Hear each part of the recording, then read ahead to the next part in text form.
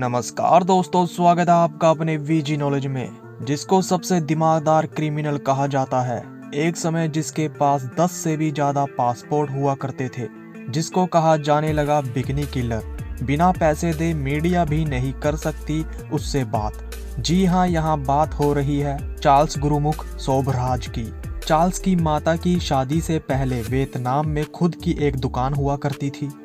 तो उसी दौरान शोभराज हेटचार्ड बवानी नाम का एक व्यक्ति जो हिंदुस्तानी बिजनेसमैन था, तो वो वियतनाम में अपने किसी बिजनेस से जुड़े काम के लिए आया हुआ था। शोभराज बवानी की उस लेडी से मुलाकात हुई और दोनों में प्यार हो जाता है।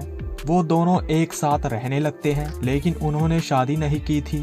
6 अप्रैल 1944 को चार्ल्स शोभराज का जन्म होता है।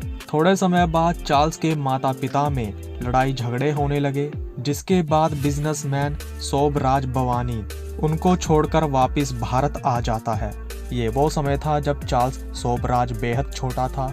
जल्द वो समय भी आ गया जब चार्ल्स की मां को फ्रेंच आर्मी लेफ्टिनेंट से प्यार हो गया था। दोनों जल्द शादी कर लेते हैं। चार्ल्स शोभराज अपनी मां के साथ पेरिस में कदम रखता है। वहां उसको फ्रांस की नागरिकता मिल जाती है।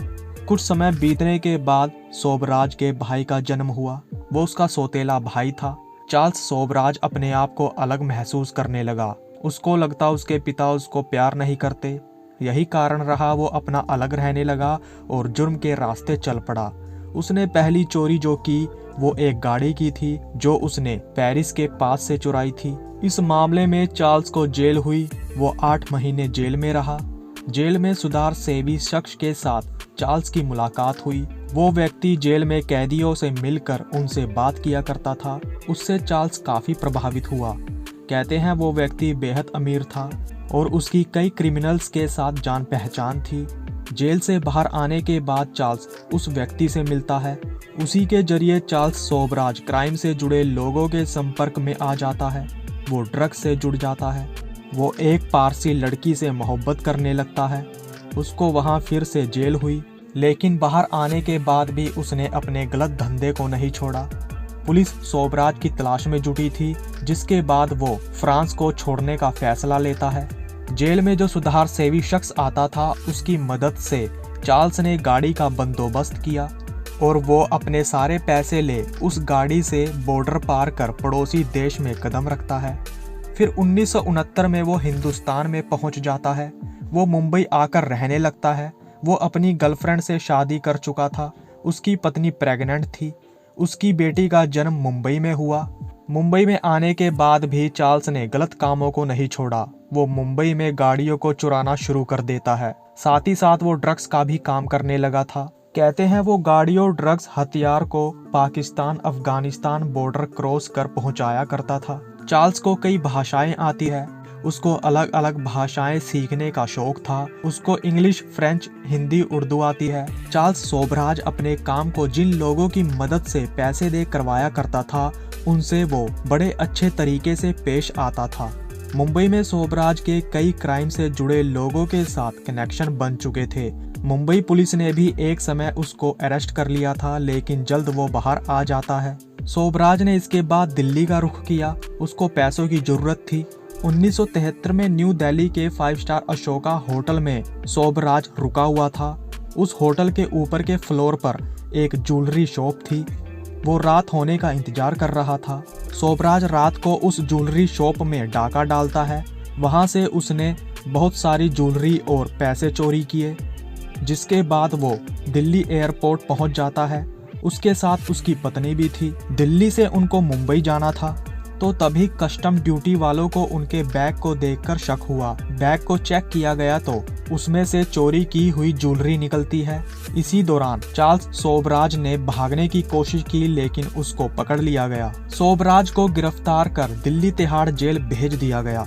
कहते हैं शोभराज बीमारी का बहाना लगाकर हॉस्पिटल में भर्ती हो गया था, जिसके बाद वो वहां से भाग निकलने में कामयाब हो जाता है। शोभराज ने इसके बाद काबुल में कदम रखा। बताया जाता है विदेशों से जो लोग घूमने आते थे, उन लोगों को वो टारगेट किया करता था। वो उनसे उन लोगों की भाषा में बात कर उनको अपने झांसे में ले लिया करता था। वो उनको ड्रग्स और नशीले पदार्थ की मदद से लूट लिया करता था। काबुल में उसने ऐसे ही काम किए, वहाँ भी वो अरेस्ट हुआ। वहाँ से निकलने के बाद वो बैंकॉक पटाया बीच पर कदम रखता है। वहाँ सोबराज ने अपने साथ 2 से 3 लोगों को जोड़ लिया था। उनके साथ एक लड़की भी थी। उनकी गैंग बन चुकी थी। इससे पहले सोबराज छोटे मोटे काम करता आ रहा था। 1974 और 1975 पटाया बीच के पास कई लड़कियों की डेड बॉडी मिलती है। कहते हैं जो पहली डेड बॉडी थी वो तालाब से मिली थी। उसकी बिकनी पर एक फूल बना हुआ था। इससे पहले पुलिस इस केस की जड़ तक पहुंचती, वहीं एक और लड़की की लाश तालाब से मिलती है। उसने भी बिकनी पहन रखी थी और उस पर भी फूल बना हुआ था। उस समय ये खबर मीडिया पर बहुत चली थी, जिसके बाद इसको बिकनी किलर नाम दे दिया गया। थाईलैंड से ही चार्ल्स सोबराज का बिकनी किलर नाम जुड़ा था। सोबराज को हत्यारा सांप भी कहा जाता है। थाईलैंड में सोबराज ने लगभग 24 हत्याओं को अंजाम दिया, जिसमें सभी टूरिस्ट थे। कई बार वो पकड़ा जाता, लेकिन सबूत ना होने की वजह से वो जल्द बाहर आ जाता था।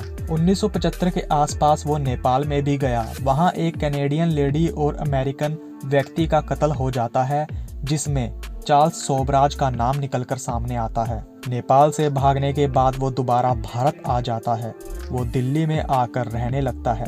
एक दिन दिल्ली में फ्रेंच स्टूडेंट्स का ग्रुप आ रहा था। उन पर सोबराज की नज़र थी। वो उनसे उनकी भाषा में बात करता है, उनको ड्रग्स देता है। वो मौज मस्ती करते हैं। इसमें से 2 स्टूडेंट्स को उसने भारी मात्रा में ड्रग्स दिया, जिसके बाद सोबराज उनकी हालत को देखकर हॉस्पिटल पहुंचा देता है। वो स्टूडेंट्स बच जाते हैं। उन स्टूडेंट्स का सोबराज ने भरोसा जीत लिया था। वहीं सोबराज जानता था अभी उनके पास पैसे नहीं है। जब सोबराज को पता चला कि उनके पास पैसा आ चुका है, तो फिर जाकर सोबराज ने उनको लूटा। इसके बाद उन स्टूडेंट्स ने चार्ल्स सोबराज के खिलाफ कंप्लेंट की। 1976 में उसको इस मामले में गिरफ्तार कर लिया जाता है। वहीं बैंकॉक पुलिस को भी सोबराज की तलाश थी। उनको पता चल गया था कि बिकनी किलर कोई और नहीं बल्कि चार्ल्स सोबराज ही है।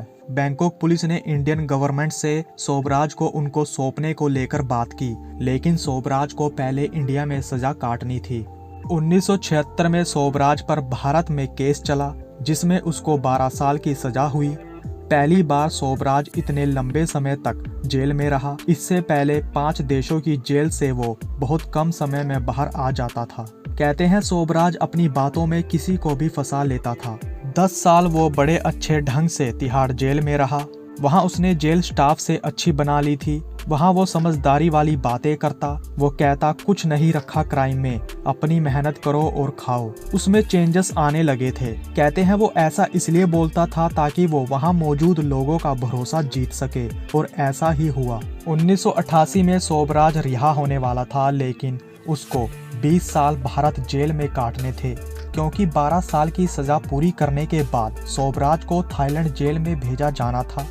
वहां जो उसने हत्याएं की थी, उसमें सोबराज को मौत की सजा सुनाई जा सकती थी। वहीं बैंकॉक थाईलैंड के कानून के मुताबिक 20 साल अगर दूसरे देश से उस पर मुकदमा खत्म नहीं हुआ और 20 साल से पहले मुजरिम को पकड़ा नहीं गया, तो उस पर चल रहे केस रद्द कर दिए जाते हैं। जैसे जैसे सोबराज की रिहाई का दिन पास आने लगा, उसके अच्छे बिहेवियर को देखकर उसको पहले भी रिहा किया जा सकता था, तो सोबराज ने पहले ही प्लान बना रखा था। जेल में पैसे के दम पर वो अपना मनपसंद खाना खाता, वो कई कैदियों की मदद भी करता, और तो और वो वहाँ पार्टी दिया करता। मगर कोई भी काम वो जेल स्टाफ के खिलाफ नहीं किया करता था। उसने कैदियों से लेकर पुलिस वालों का भरोसा जीत लिया था। 1986 में वो नींद की गोलियां मंगवा लेता है। उसने अपने जन्मदिन पर कैदियों और वहां मौजूद पुलिस वालों को दावत देने का सोच रखा था। वो अपने जन्मदिन का केक मंगवाता है, मिठाई मंगवाता है, फल मंगवाता है। सबने उसको उसके जन्मदिन की बधाई दी। जब सारी चीजें आ गई तो कहते हैं वो सब चीजों में बेहोशी की दवा मिला देता है। इसमें उसके साथ 4 कैदी शामिल थे। सभी में सोबराज केक से लेकर मिठाई और फल बांट देता है। जब दवाई ने अपना असर दिखाना शुरू किया, तिहाड़ जेल का सोबराज खुद दरवाजा खोलता है। रात का समय था। वहां से सोबराज निकल जाता है।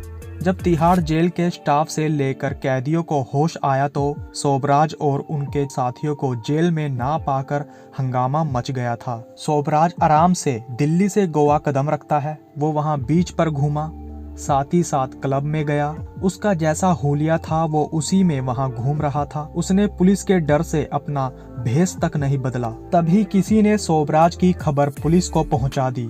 पुलिस उसको गोवा के एक होटल से अरेस्ट कर लेती है। सोबराज के फेस पर कोई डर नहीं था, वो मुस्कुरा रहा था। उसको वापस दिल्ली तिहाड़ जेल भेज दिया गया। उसकी 12 साल की सजा में 9 साल और जोड़ दिए गए। अब 1997 में जाकर चार्ल्स सोबराज की रिहाई होनी थी, यही वो चाहता था। 21 साल जेल में रहने के बाद 17 फरवरी 1997 में चार्ल्स सोबराज बाहर आ जाता है। चार्ल्स सोबराज जो के फ्रांस का सिटीजन था, भारत सरकार उसको फ्रांस डिपोर्ट कर देती है। सोबराज जब भी बाहर निकलता था तो कहते हैं उसके पास लोग आकर फोटो खिंचवाया करते थे। वो बेहद मशहूर हो गया था। एक हॉलीवुड प्रोड्यूसर ने सोबराज से मिलकर उससे उसकी जिंदगी पर मूवी बनाने को लेकर बात की, जिसके बदले में सोबराज को करोड़ों रुपए मिले। करीब 90 करोड़ रुपए उसने लिए थे। 5 से 6 साल सोबराज फ्रांस में रहा। 2003 में वो काठमांडू में कदम रखता है। वो कसिनो जाता है, वो वहाँ जुआ खेलता है। लड़कियों के साथ उसकी अच्छी जान पहचान थी, वो लड़कियों के साथ घूमता है। उसके मन में जो आता वो करता। एक दिन ऐसे ही खुले में सोबराज घूम रहा था तो वहीं उसकी जान पहचान का एक लोकल जर्नलिस्ट उसको देखता है, जिसके बाद वो जर्नलिस्ट नेपाल अथॉरिटी को सोबराज की इंफॉर्मेशन पहुंचा देता है। 19 सितंबर 2003 को चार्ल्स सोबराज को याक एंड याती होटल के कसिनो से अरेस्ट कर लिया गया। जैसा कि हमने बताया था कि 1975 में नेपाल में एक कैनेडियन औरत और एक अमेरिकन व्यक्ति को मारने में सोबराज का हाथ था, तो उसी केस में उसको अरेस्ट किया गया था। कोर्ट ने सोबराज को उम्र कैद की सजा सुनाई। शकुंतला थापा नाम की एक लेडी जो चार्ल्स सोबराज की वकील थी, उसकी बेटी जो कि 20 साल की थी, जिसका नाम नियता विश्वास है, उस समय वो 12वीं कक्षा में पढ़ा करती थी। वो अक्सर अपनी माँ के साथ जेल आया करती थी। 8 अक्टूबर 2008 को मीडिया में फोटोज आती है। वो सोबराज और नियता विश्वास की शादी की थी। उस समय सोबराज की 64 साल उम्र थी, वहीं लड़की की 20 से 21 साल की उम्र थी। दोनों की जेल में शादी कर दी गई। इस शादी में कितनी सच्चाई थी कुछ कहा नहीं जा सकता, क्योंकि कहा जाता है कि जेल से बाहर आने के लिए ये साजिश रची गई थी। कहते हैं सोबराज मीडिया से कोई बातचीत नहीं करता। अगर उससे कुछ पूछना है या उससे बात करनी है तो इसके बदले में सोबराज को पैसे देने होंगे, वो भी डॉलर में। 3 से 4 साल पहले खबर आई थी कि उसके हार्ट की सर्जरी होनी है, तो सोबराज ने मांग की थी कि उसकी हार्ट की सर्जरी पेरिस में की जाए, क्योंकि अगर नेपाल में उसके हार्ट की सर्जरी करवाई गई तो इससे उसकी जान को खतरा होगा। कहा जाता है नेपाल में 72 साल के बाद जेल से रिहाई मिल जाती है, तो इस रूल को देखकर भी उसने अर्जी डाल रखी थी। 22 दिसंबर 2022 को खबर आई थी कि नेपाली सुप्रीम कोर्ट ने ऑर्डर दिया है कि चार्ल्स सोबराज को 15 दिन में उसकी कंट्री में भेजा जाए। तो दोस्तों, ये थी चार्ल्स सोबराज की जिंदगी से जुड़ी कुछ बातें। अब तक के लिए इतना ही, तो नमस्कार दोस्तों।